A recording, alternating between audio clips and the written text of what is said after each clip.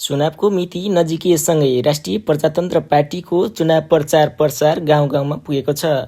राष्ट्रिय प्रजातन्त्र पार्टीमा आस्था राख्ने आफ्नो नेता तथा कार्यकर्ताहरूको बीचमा गएर राष्ट्रिय प्रजातन्त्र पार्टीको चुनाव प्रचारमा सहभागिता बढाउँदै आएको छ।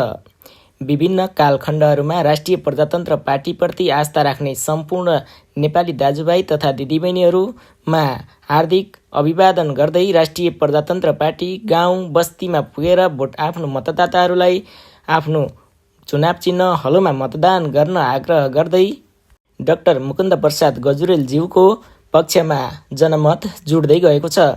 यही जनमत जुटाउने क्रममा सुनकोशी गाउँपालिकाको क्षेत्रहरूमा हामी अगाडि बढिरहेका छौँ।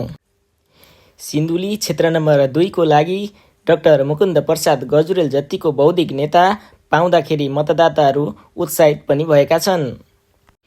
पटक पटक विभिन्न पार्टीहरूलाई जिताएर पठाएर पनि जनताको समस्या 2019 नभएपछि राष्ट्रिय प्रजातन्त्र पार्टीको एजेन्डा राजा र देश, धर्म, संस्कृति सहितको प्रजातन्त्रमा विश्वास गर्नुपर्ने आजको आवश्यकता हो।